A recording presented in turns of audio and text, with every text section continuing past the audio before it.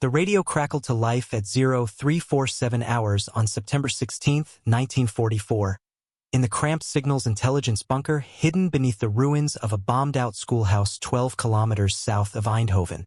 Technical Sergeant Robert MacLeod of the 801st Signal Service Company pressed his headphones tighter against his ears, adjusting the frequency dial on his SCR-299 radio receiver with the practiced precision of a man who had spent 2 years intercepting German communications across 3 theaters of war. At 26, MacLeod possessed an almost supernatural ability to distinguish between different German radio operators by their distinctive keying patterns, a skill that had made him invaluable to Allied intelligence efforts throughout the European campaign. The transmission MacLeod was monitoring originated from General Feldmarschall Walter Model's Army Group B headquarters, located in a heavily fortified command bunker near Oosterbeek, just 8 kilometers from where the British 1st Airborne Division would land in less than 48 hours. The German message was being transmitted in the Wehrmacht's standard field cipher, a code system that MacLeod had helped break during previous operations in Normandy. His fingers moved rapidly across the decryption worksheets, translating the encoded German text into plain language that would reveal the enemy's most closely guarded secrets. The content of the intercepted message sent ice through MacLeod's veins as he recognized the tactical implications of what he was reading. German forces had not only detected Allied preparations for Operation Market Garden, but they had also correctly identified the primary objectives and landing zones for all 3 airborne divisions. The 82nd Airborne Division's planned assault on the Nijmegen Bridge, the 101st Airborne Division's mission to capture the bridges at Eindhoven and Veghel, and the British 1st Airborne Division's desperate gamble to seize the bridge at Arnhem were all known to German commanders who were already positioning forces to counter each phase of the operation. MacLeod's bunker was part of an extensive signals intelligence network established by the 801st Signal Service Company to monitor German communications throughout the Netherlands campaign.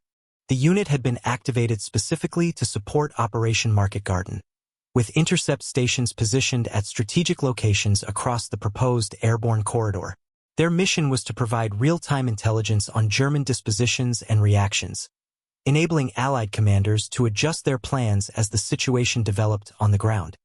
The technical sergeant's workspace consisted of multiple radio receivers, cryptographic equipment, and detailed maps showing German unit positions based on previous intercepts. MacLeod had been monitoring Wehrmacht communications for 6 consecutive days, building a comprehensive picture of enemy strength and dispositions that painted a far more dangerous situation than Allied intelligence estimates suggested. His reports consistently indicated that German forces in the Netherlands were significantly stronger and better positioned than Operation Market Garden planners had anticipated. Lieutenant Colonel James Harrison, commanding the 801st Signal Service Company, had been growing increasingly concerned about the intelligence picture developing from German radio intercepts. Harrison was a regular Army officer with extensive experience in signals intelligence, having served with similar units during the North African and Italian campaigns. His professional assessment of German communications suggested that Operation Market Garden was based on fundamentally flawed intelligence estimates that underestimated enemy capabilities while overestimating Allied advantages. The specific intercept that MacLeod was translating at 0347 hours represented the culmination of a week-long intelligence-gathering effort that had revealed systematic German preparations for countering Allied airborne operations. The message originated from Oberst Hans-Peter Notch, commanding the 2 SS Panzer Corps, and was addressed to division commanders whose units were already moving into positions that would directly threaten the 82nd Airborne Division's landing zones near Nijmegen. Urgent Allied airborne operation confirmed for September 17, 9th SS Panzer Division to positions northwest of Nijmegen Bridge, 10th SS Panzer Division to Arnhem Sector Kampfgruppe Henke to Grave Bridge area. All units to defensive positions by 1200 hours September 16th. MacLeod read aloud while typing the translation on his portable typewriter. The mechanical clicking of the keys echoed through the concrete bunker as he documented intelligence that could potentially save thousands of Allied lives if properly acted upon. The 2 SS Panzer Corps represented exactly the type of armored threat that Operation Market Garden planners had dismissed as impossible. Allied intelligence estimates suggested that German panzer divisions in the Netherlands were severely understrength and incapable of effective operations against airborne forces. The intercepted communications revealed a completely different reality: two SS Panzer divisions with substantial armor and experienced crews positioning themselves to counter the exact objectives that the 82nd Airborne Division and British 1st Airborne Division were tasked to capture. MacLeod's training at the Army Security Agency School had taught him to recognize the tactical significance of different types of German communications. The precise timing and detailed coordination revealed in the intercepted messages suggested that German commanders possessed comprehensive intelligence about Operation Market Garden, including specific landing zones, unit assignments, and tactical objectives. This level of knowledge could only have come from either captured Allied documents or successful penetration of operational security. The 801st Signal Service Company had been monitoring increased German radio activity for the past 72 hours, noting a significant uptick in administrative messages and movement orders that indicated major unit relocations throughout the Netherlands. Captain William Foster, the company's intelligence officer, had documented dozens of intercepts suggesting that German forces were conducting what appeared to be defensive preparations against an anticipated Allied operation. Foster was a former college professor who had been recruited for intelligence work because of his expertise in German language and culture. His analysis of intercepted communications consistently indicated that Wehrmacht commanders were not only aware of impending Allied operations but were also confident in their ability to defeat them. The methodical nature of German preparations suggested extensive advance warning rather than reactive measures to Allied deception efforts. The strategic importance of the radio intercepts extended far beyond immediate tactical intelligence to reveal fundamental flaws in Operation Market Garden's conception and planning. The airborne operation depended on achieving surprise against an unprepared enemy, but the intercepted German communications demonstrated that Wehrmacht commanders had detailed advance knowledge of Allied intentions. This intelligence failure would prove catastrophic for the 3 airborne divisions committed to the operation. Technical Sergeant MacLeod completed his translation at 0352 hours and immediately contacted the 801st Signal Service Company's communication center to transmit the intercept to higher headquarters. The company maintained direct communication links with 1st Allied Airborne Army Headquarters, XXX Corps Headquarters, and Supreme Headquarters Allied Expeditionary Force Intelligence Section. Standard procedure required that all significant intercepts be transmitted within 30 minutes of completion to ensure timely distribution to operational commanders. The communication from MacLeod's bunker reached 1st Allied Airborne Army Headquarters at 0415 hours, where it was received by Major General Paul Williams of the intelligence staff. Williams had been serving as the senior intelligence officer for airborne operations since the formation of the 1st Allied Airborne Army in August 1944. His responsibility included evaluating all intelligence related to German capabilities and intentions in areas where Allied airborne forces would operate. Williams recognized the tactical significance of the intercept immediately, understanding that the presence of 2 SS Panzer Corps elements near the proposed landing zones represented a threat that had not been adequately considered during Operation Market Garden planning. The intelligence estimates used for operational planning had specifically discounted the possibility of effective German armored resistance, based largely on ultra-intercepts suggesting that SS Panzer divisions in the Netherlands were severely understrength and incapable of sustained combat operations. The conflict between the fresh signals intelligence and established ultra-assessments created a crisis of confidence that would plague Allied decision-making throughout the final preparations for Operation Market Garden. Ultra-intelligence, derived from decrypted German Enigma communications, had consistently indicated that Wehrmacht forces in the Netherlands were weak and demoralized. The new radio intercepts suggested a completely different situation, with experienced SS Panzer units positioning themselves to counter specific Allied objectives. Major General Williams attempted to contact Lieutenant General Frederick Browning, commanding the 1st Allied Airborne Army, at 0430 hours to discuss the implications of the latest intelligence. Browning was in conference with Field Marshal Bernard Montgomery, reviewing final preparations for Operation Market Garden's launch in less than 40 hours. The timing of the intelligence update created significant pressure on commanders who had already committed to a complex operation involving 3 airborne divisions and coordinated ground attacks by XXX Corps. Browning's response to the new intelligence reflected the institutional momentum that had built around Operation Market Garden during weeks of detailed planning and preparation. The operation represented Montgomery's bold gamble to end the war in Europe before Christmas 1944, requiring the successful capture of multiple bridge objectives by airborne forces operating far behind German lines. The commitment of scarce transport aircraft and elite airborne divisions made cancellation or postponement extremely difficult from both political and military perspectives. The 82nd Airborne Division, commanded by Brigadier General James Gavin, had been preparing for Operation Market Garden since early September 1944. The division's mission required capturing and holding the bridges at Nijmegen and Grave while establishing defensive positions to protect the northern end of the airborne corridor. Gavin's paratroopers were veterans of combat operations in Sicily, Salerno, and Normandy, with extensive experience in airborne assault operations against defended objectives. The specific intelligence about two SS Panzer Corps positions created particular concern for the 82nd Airborne Division's mission at Nijmegen Bridge. The massive steel and concrete structure spanning the Vaal River represented a critical objective that XXX Corps required for advancing to relieve the British 1st Airborne Division at Arnhem. German armored forces positioned northwest of Nijmegen would be ideally placed to contest the bridge approaches while threatening the 82nd Airborne Division's landing zones with direct fire.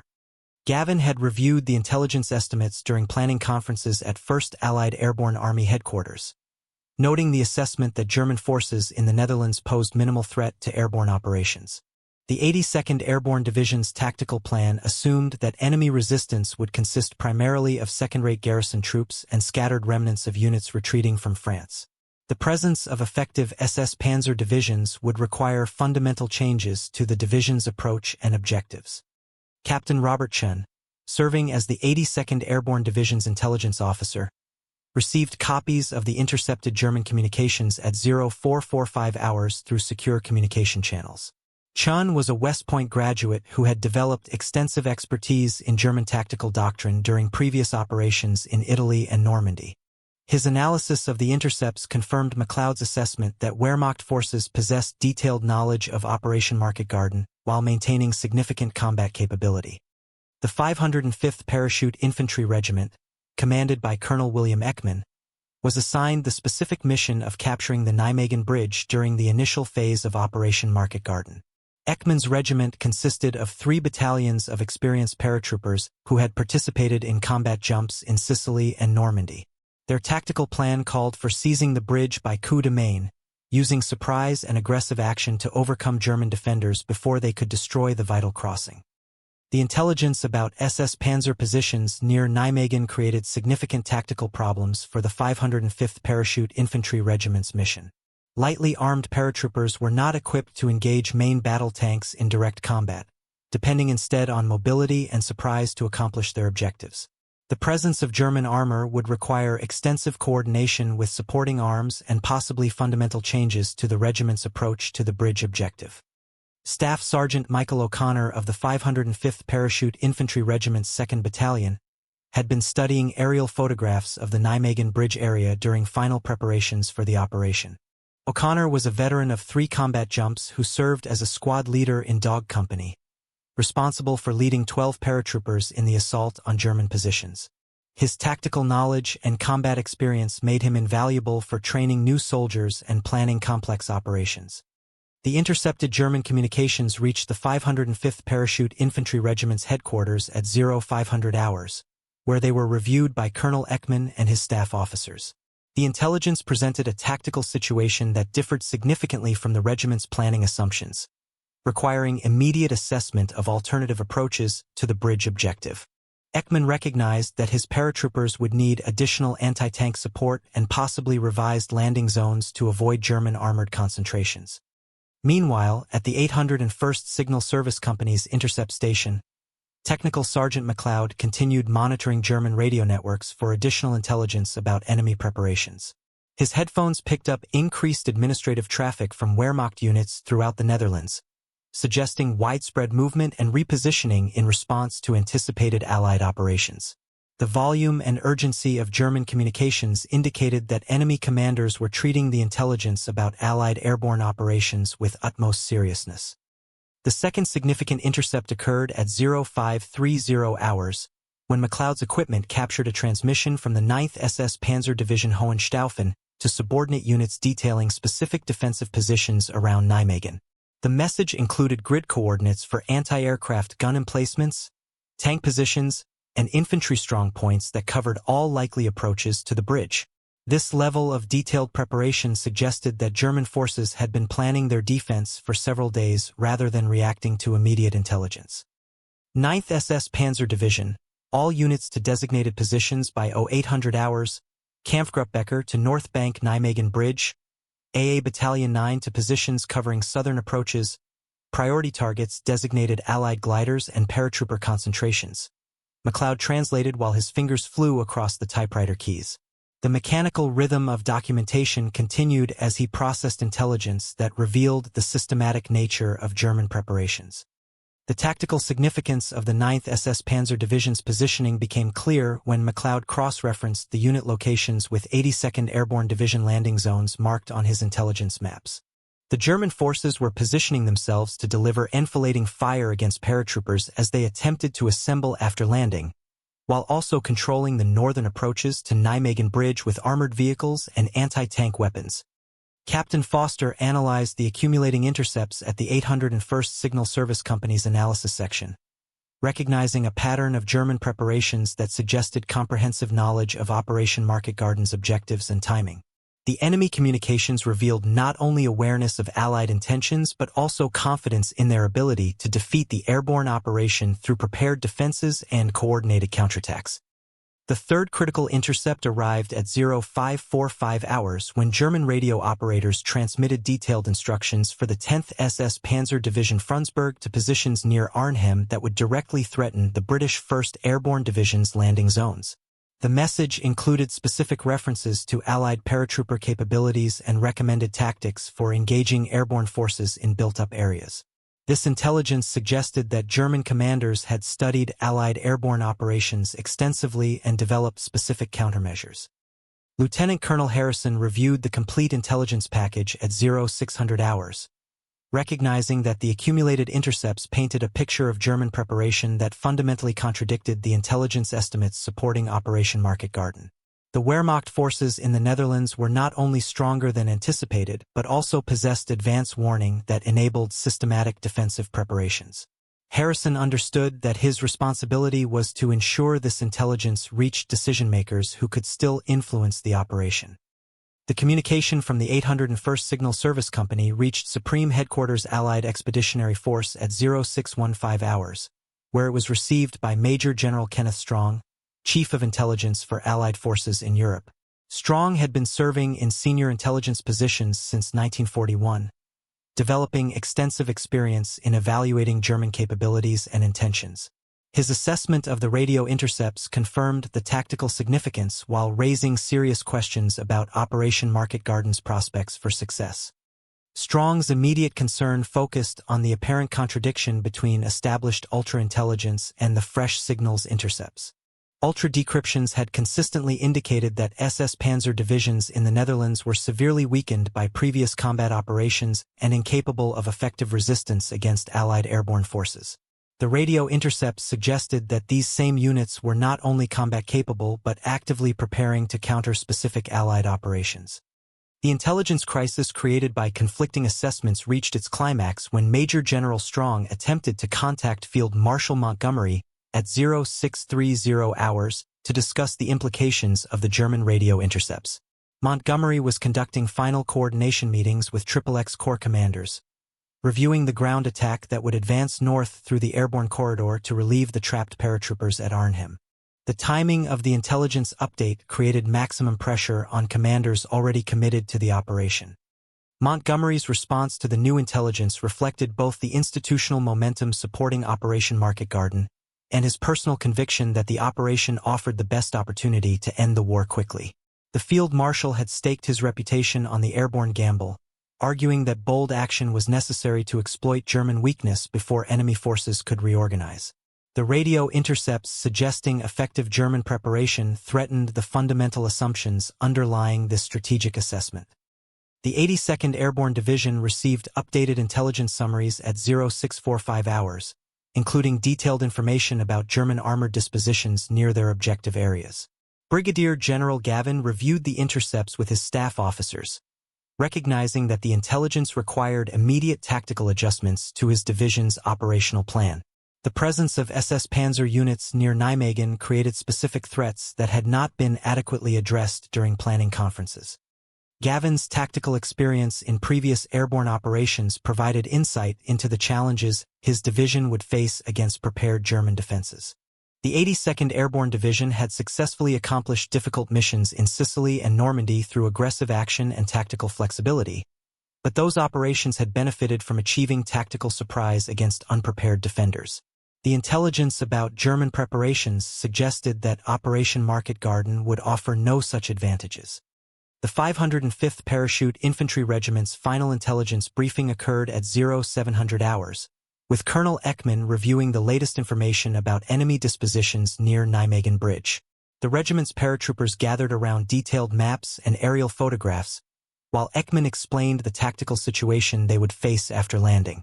The presence of German armor required specific countermeasures and revised approaches to the bridge objective. Staff Sergeant O'Connor listened to the intelligence briefing with growing concern about his squad's mission to capture German positions on the bridge approaches. The presence of SS Panzer units fundamentally changed the tactical equation, requiring his paratroopers to engage experienced enemy forces supported by armor and prepared defensive positions. O'Connor's combat experience suggested that achieving the mission objectives would require exceptional courage and tactical skill from soldiers already facing overwhelming odds. Technical Sergeant MacLeod continued monitoring German radio networks throughout the early morning hours, documenting a steady stream of administrative and tactical communications that revealed the systematic nature of enemy preparations. The Wehrmacht radio operators displayed none of the confusion or surprise that Allied planners had expected from their deception efforts. Instead, German communications suggested calm professionalism and confidence in their ability to defeat the airborne operation. The pattern of German radio traffic indicated that enemy commanders were implementing a coordinated defensive plan rather than reacting to immediate threats.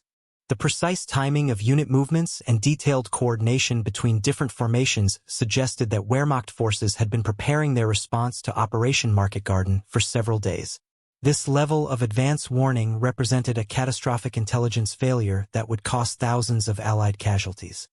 The accumulating evidence of German preparation reached a crescendo at 0715 hours, when MacLeod intercepted a transmission from Army Group B headquarters outlining the complete defensive plan for countering Allied airborne operations.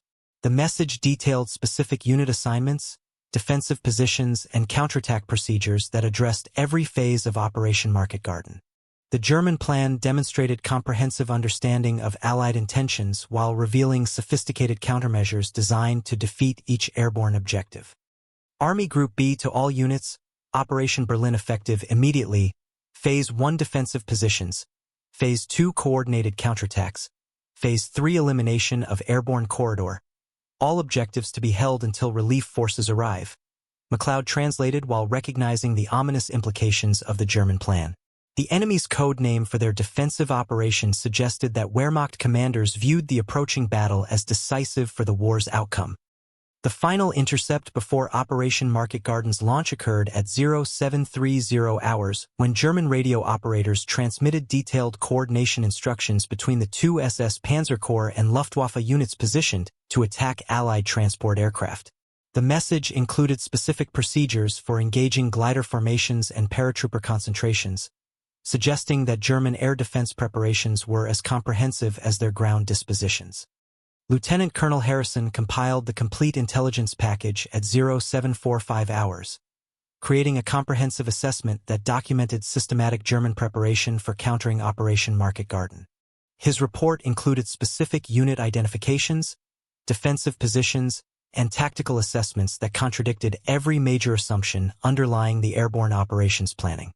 Harrison understood that his intelligence represented the last opportunity to influence an operation that appeared destined for disaster. The transmission of Harrison's complete intelligence assessment reached all major Allied headquarters by 0800 hours, creating a final crisis of decision for commanders already committed to Operation Market Garden. The accumulated evidence of German preparation suggested that the airborne operation would face organized resistance from experienced forces positioned to defeat each major objective. The intelligence painted a picture of systematic enemy preparation that fundamentally contradicted Allied planning assumptions. Field Marshal Montgomery's response to the final intelligence assessment reflected his determination to proceed with Operation Market Garden despite the mounting evidence of German preparation.